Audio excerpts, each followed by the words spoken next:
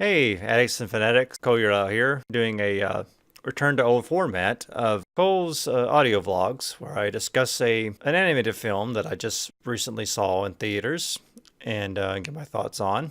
And typically, these always seem to be for shows or excuse me, movies that I like.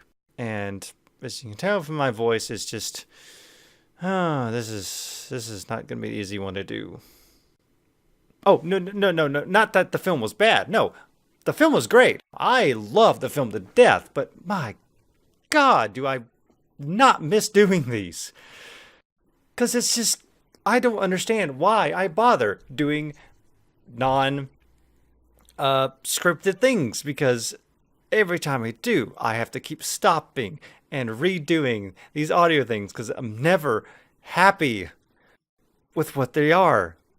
I'm not happy with how this sounds. I'm not happy with how I can't perfectly explain every detail without drifting off onto some other thing or I don't know, just all these insecurities come bubbling up. And the people that have seen Ralph Breaks the Internet, you know exactly where I'm going with that because that's exactly the theme of Ralph Breaks the Internet. Insecurity.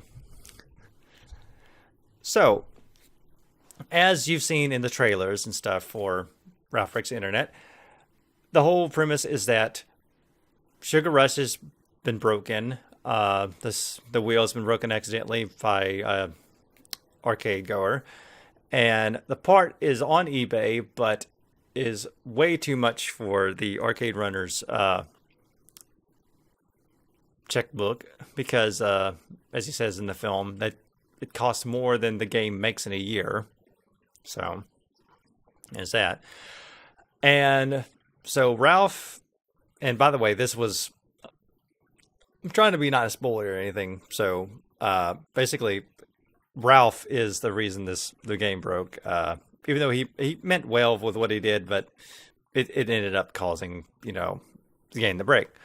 So Ralph and Vanellope have to go out onto the World Wide Web, the mysterious World Wide Web, the internet, and have to go to eBay and try to get the part.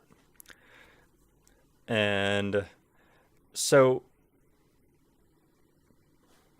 when discussing this film, or what, excuse me, while watching this film, I should say, there were things that were going through my mind because this is another kind of inside out situation where I kept hearing people like say, "No, this doesn't look like to be a good film. It doesn't look like to be any good." And like with Inside Out, their reasoning was what they saw in the trailers seemed to be nothing. They thought it would be nothing but the brain freeze pun. They thought that the whole film would be nothing but that it would, and that there'd be nothing deep, there'd be nothing, worthwhile for a Disney film. And funny enough, I kind of feel I thought a lot of people were thinking that for the first film too. Now think about it, there were a lot of references to games, game characters and stuff in the trailers. And so I can understand where people were coming from thinking that. But anyone that went to see Wreck-It Ralph knows that there was a deeper story. There was deeper character moments and stuff like that. And I I did a blog on Tumblr long time ago on the film, which is lost now because Tumblr doesn't keep up with things apparently. And I remember one time trying to look it up and it was just gone. And I did a lot of discussions of different things and the really, really strong message that the end of the film has about being happy with who you are, and that whole line about the whole, if one kid likes me, how bad can I be? You know, and a lot of other little visual touches and stuff that you know show that the creators knew what they were doing and knew how to speak to the gamers and stuff. Um, And like right there, insecurity now, because I just went into a long tangent and lost my train of thought here. But the negative, going back to the negative thing about, oh, it's just going to be random references and stuff. It's going to be just another emoji movie. No, it isn't, because what the emoji movie lacked was purpose and and restraint. Now, don't get me wrong. There are going to be moments in this film that you are going to cringe a little bit at certain things, especially if you're a YouTuber. I understand now why one guy I watched, which I didn't watch this whole video, but I just watched the beginning to get the idea of what he thought, which is, I think, is the only person that I've, famous wise, that was seen to give like he didn't like the film, which is not what a lot of the internet, as I'm seeing right now, is saying. They're saying they like it. And I've seen a lot of tweets and stuff from people who follow about, getting emotional and stuff in the film. But like I said, let me focus on the few things that I can understand what people can have complaints about this film. And one was the whole YouTube equivalent, which is funny because I swear I heard someone in there when discussing the videos on this YouTube like site, which is BuzzTube. One of them saying, "Oh, YouTube has this." But anyway, and the whole discussion on this BuzzTube about how you make money on BuzzTube, the way it's done, and the whole thing about following trends and fads and stuff. It's irritating. It's cringeworthy in the point of knowing it from the other side, from actually being on the YouTube. It's not. It's frustrating to watch a bit, I'll admit. Enough to say it brings down the film at all? No, it's just a small little thing. It's just a plot point to get to the better parts and stuff. What's another thing that can be considered a negative point? Well, Ralph himself, because this is a situation where Ralph suddenly has to have a character arc about dealing with his insecurity. And remember, I have a very lack of sleep, so me trying to retell how this is, and it's going to sound a little wrong and stuff. So, and it's going to be all over the place. But with Ralph's insecurity is brought on by seeing insecurity starting with Vanellope, and what hers was, it kind of became twofold with Vanellope. It started where she was just gotten so used to how things were. It was just the same thing over and over and over, and just that thing what a lot of people deal with, where when everything becomes routine and nothing ever changes, it can get so, boring and predictable, and just, what do you do? What do you do with that? And then and that started, I forget what it was that she said, but she said something that threw off Ralph a bit about, I remember what it was. His interpretation of what she said was that he wasn't good enough, which is not all what she said. And and that's what I'm getting to. That the whole thing of a character, getting so self-absorbed about something, taking someone else's problem and making it about them. I can understand what people get irritated about that. But then again, that's kind of the point. That's the point. It's a character thing. It's about, yeah, it can get irritating with a character, dumb as he is, which is kind of a plot point, misreading this and making it about him and stuff. I can understand, that's an irritating trope and irritating thing that can happen with characters, but it works. It when done right, and by the end of the story, it works. I'm telling you. But with all that said, how good is this film? It is so good. Like, I swear to you, any part that I'm like, agreeing with, okay, this is a negative point, or this is kind of bogs the movie down. It just works with the ending. It works with where it's all going. Um, and it's hard to discuss this film because I'm trying to keep it spoiler free, but there's going to be some points where I have to talk some things that are going to be slightly spoilery. So and I hate to say this, if you can stop now, though, no, if you keep watching, it kind of does better for my YouTube channel. Yeah, but okay, so let me talk about some good things without going into the spoiler territories and stuff. Um, some people I heard were worried. Okay, the princess thing that we saw in trailers, it's cool, but it's probably not going to be that much in the film. And let me tell you, technically, yeah, there was more to it. And by the way, I want to point out there is quite a bit of we saw trailer footage where a certain thing happened that doesn't happen or is altered slightly. So fair warning, some things are going to be slightly different. And there was more to the whole princess scene, which it it's kind of weird to express this because I'm a guy. I've always been a guy, and so I'm not a fangirl of you know I'm not like you see all these girls and ladies and women. I don't know why I'm getting hung up on the terminology here. Freaking out about the whole Disney princesses and all the references and the everyone loved, which by the way I love too. Just them in just normal clothes, just lounging around, hanging out. I was I loved it. I loved everything about it.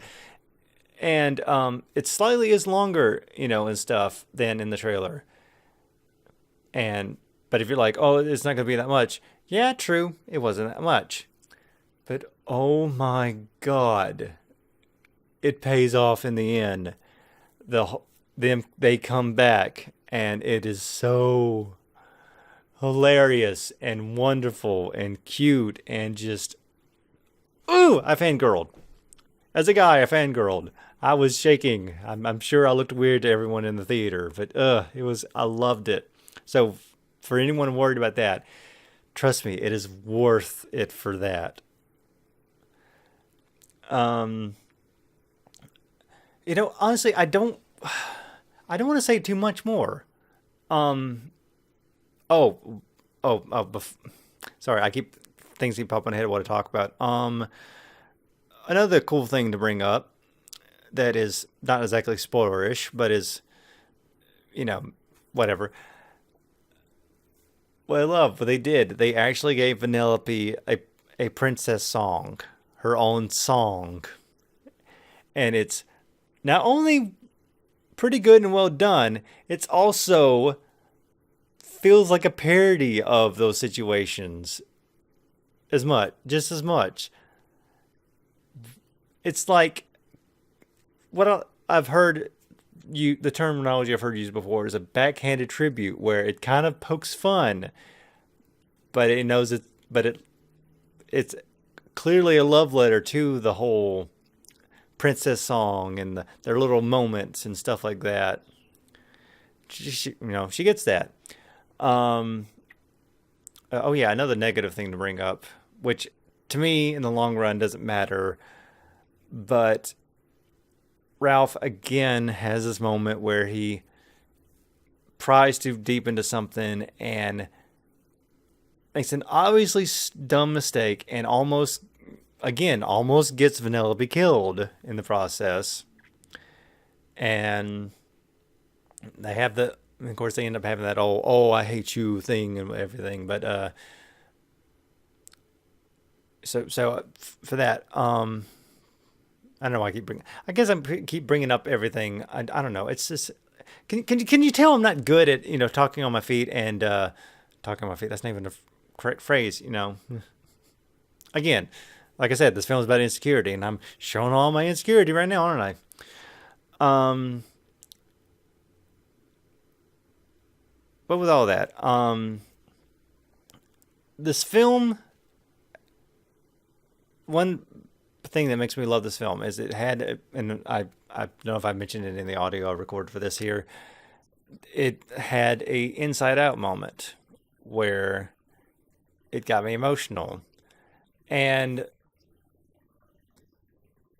not going into too much detail, there is a theme here about the idea of things are going to change. Things are going to change in your friendships. Things that you felt were going to be routine are going to suddenly change, and it's going to worry you. It's going to make you wonder what's the future going to hold. And there are going to be times when someone's dream takes a different excuse me, I'm getting a little choked up. Changes with where you think it's going to go, and you're going to get insecure about that and stuff. And it discusses that, and it's weird because I've been kind of dealing with that, especially going with the whole is 2 years prior, I was able to go to PAX South and meet friends and meet, some of the Turbo Club members and stuff, and see Fresh and Becky again and all that. And this year it's not going to happen. Because of several things, friends that were kind of the person to go to or whatever for dealing with, hanging out and a place to stay or something like that. And kind of the main reason to go, which was them, well, their life has kind of changed and what they're following their dreams and stuff. And because of that, and when I'm saying this, I'm saying about this like of several people. And because of that, it kind of threw a monkey in the wrench and kind of undecided, or unmentioned, but I think a lot of us kind of decided we're just not doing PAX South this year. And it's something I've had to deal with a lot because the whole thing of, things are changing. This friendship is changing. Things I thought were going to start being routine and work out are not going to, and they're going to change. And by the way, I want to warn you, I'm probably going to have an inside out moment where I'm going to start tearing up because trying to re-talk about this and rethink this, I'm rethinking of the scenes that, ooh, goodness, did they wrench my heart. And the more I started thinking about it, the more things I started realizing it stung, and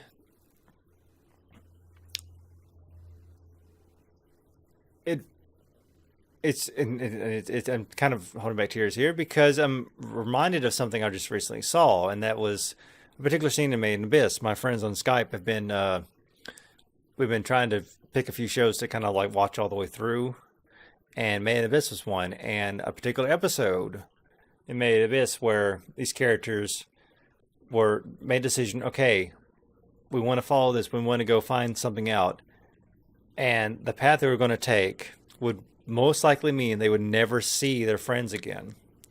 And they had this really touching moment. Sorry, I'm trying not to cry, but I'm thinking back at the scene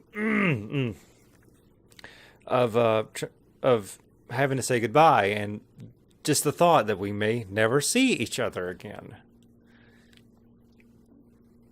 And I was thinking about that, and it was lingering. It was hitting really hard, and it was making me think of am I ever going to have another more PAX Souths again? Am I ever going to see them in person again? Is it all going to be through Skype and stuff like that?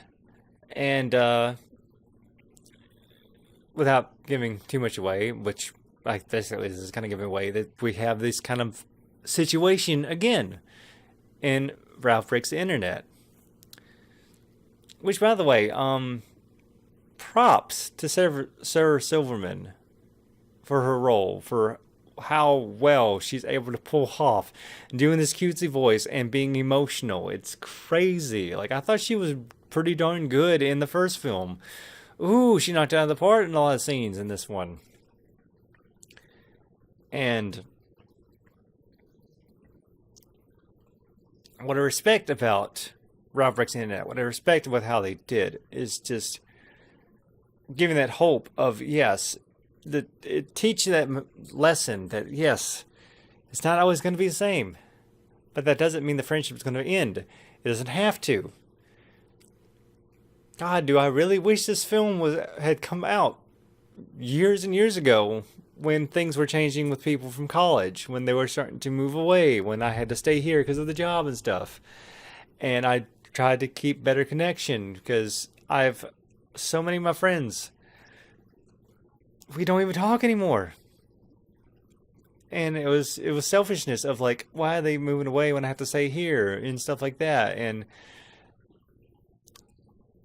the, a moment that really got me is let's just say it was basically revealing kind of a Skype moment. These two characters were having a Skype moment where things had changed, but they still kept in contact via like a talking face to face, like through like a Skype type thing, or communication some way where they weren't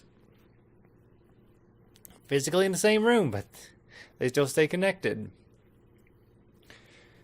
And yeah, like I can't say any more than that. It's just it's a good lesson for kids. It's a good lesson for people of things are going to change, but you can still hold on. It's not the end of the world, and don't make it about yourself about why are you going, why are you, why does your dream have to go a different direction to me? Why is it that you have to leave me and stuff like that? And good friendship deals with these things. Good friendship does not become bitter. It doesn't become, things work out. And yeah, I'm sorry. I'm mumbling and I can't put thoughts together and stuff like that. But just yeah. So that's really all I got to say. It's just yes, this film is well worth it. I think it has a darn good, you know, point to it and all that, and a lot of good funny references and stuff. Um, and last thing I want to leave you off with, you guys, is that there are after credit scenes. The mid-roll credit scene, I love because they basically point out a funny thing. But I can't give it away and whatever. And then I gotta tell you, it's the credits are long, but there is a after all the credits scene that you need to stay. You need to stay and you need to watch it. And when you watch it and when it happens and you get that gut feeling, I want you to think of my voice and think of me smiling as you react. And that's all I'm going to say. It's just that ending credit scene, let's say, had me rolling. Wink, wink. But anyway, that's all I got to say. It's a good film. Go see it. Thanks for listening. And as always, folks, stay animated.